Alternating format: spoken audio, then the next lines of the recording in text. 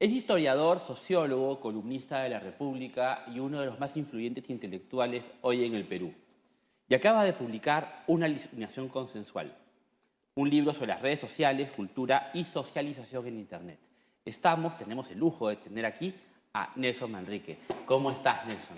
Bien, José Carlos, gracias. Tú ya habías publicado un libro muy interesante, Usted fue aprista, Bases para la Historia del APRA, que recomiendo de verdad, y un libro sobre el tratamiento de Internet en el Perú, de cómo los peruanos usamos Internet. Entiendo que ese libro nació hace más de 10 años, hace unos 15 años, con una primera investigación cuando el Internet recién estaba entre nosotros, cuando la gente todavía iba a cabinas, no tenían mayoritariamente Internet en su casa. Mi pregunta sería, ¿qué diferencias ves hoy con respecto a esa investigación de hace 15 años? Bueno, en primer lugar ha habido una privatización del uso de Internet.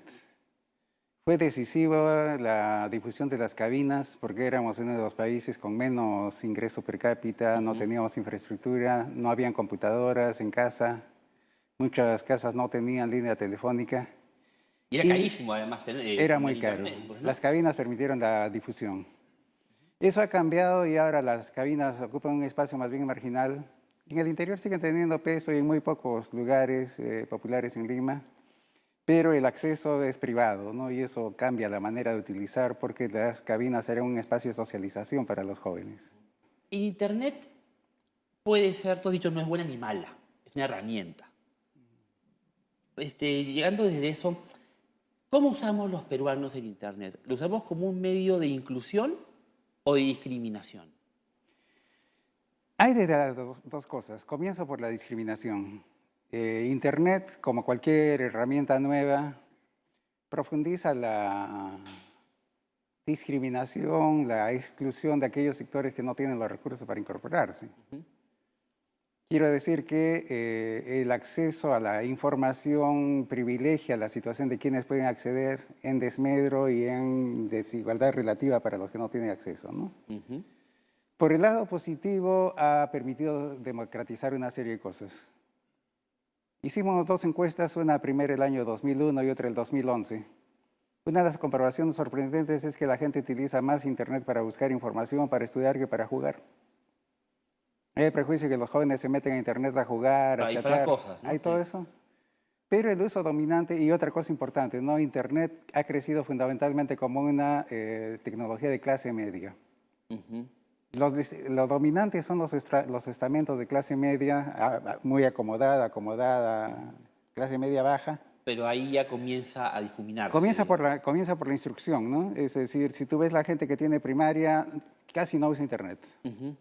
A medida que sube la calificación El académica, uso también aumenta. aumenta el uso, ¿no? El- una de las cosas más interesantes de este libro es que analiza ese fenómeno Amixer, los PP causas, Ujú. cómo el Internet también se ve contaminado por este tipo de discriminación clasista y racista. ¿Tú crees que el Internet simplemente la refleja o la exacerba? Le da nuevas características, la prolonga y le da nuevas características. Es un término peyorativo creado por la clase media alta, ¿no? Ajá. Esto, mixer derivado de Profundamente amix, clasista y racista, amigo. pues, ¿no? Es el término. Estos ya no tienen un espacio físico como los coliseos o lichichadromos, sino el ciberespacio, que no Ujú. tiene fronteras. No hay manera de segregarlos. Hay muchas páginas en Internet con el nombre de fuera mixers de Facebook. Sí, es cierto. Todavía, sí. Se sienten agredidos jóvenes de clase media alta, porque De hay que alguien invada su espacio, indi- ¿cierto? jóvenes mestizos, serranos en Internet, fuera mixer de Internet. Ujú. Pero no hay cómo discriminarlos. Si uno tiene un sol para pagar una hora de cabina, puede entrar a las redes. Así es.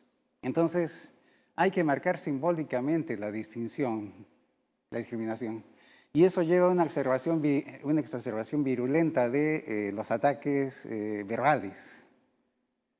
A eso se añade otro detalle interesante, ¿no? Cambia la manera como usamos el lenguaje. Una dimensión interesante me parece la de la separación entre el lenguaje oral y el lenguaje escrito. Ujú. Tú y yo y las generaciones anteriores hemos sido formados en que Hay cosas que uno puede decir, pero no debe escribir. Así es. Las palabras se las lleva el viento, mientras que lo escrito queda. Ajá. Acá ya no hay contexto que valga, ¿cierto? Ya no, porque esa separación entre oral y escrito no juega mayormente en chat, ¿no? Ujú. Es por escrito, pero es una conversación. Y entonces se dicen barbaridades por escrito que antes solo quedaba en lo oral. Y eso tiene todo un conjunto de consecuencias sociales, ¿no? Mi última pregunta sería, Internet ha colaborado para volver más dinámico el debate político, pero a la vez lo ha degradado. Hay troles, hay infamias, anónimos. ¿Tú crees que el Internet te va a terminar regulándose solo o que debe haber un estamento aparte que regule todo este, digamos, submundo que degrada el debate nacional que se emplaza en las redes sociales? Prefiero el riesgo del desborde que el del control. Ujú. Porque siempre el argumento es usado para insultar. Pero luego entramos a quién califica qué es insulto, qué es lo que me ofende a mí, que puede ser distinto a lo que te ofende a ti o ofende a algún televidente. Eso puede hacerlo Entonces cualquier cada uno se gobierno siente para... llamado a Sí, censurar lo que no le gusta. así es. Prefiere el desborde, el autocontrol, la regulación, con todos los límites que esto tenga, todos los problemas que tenga por los propios cibernautas. Nelson, te agradezco con mucho haber venido, me ha encantado la conversación. Les recomiendo realmente Una alucinación consensual. Es un libro que, sinceramente, ilumina muchos de los caminos todavía nebulosos de las redes sociales y nos ayuda a comprenderlos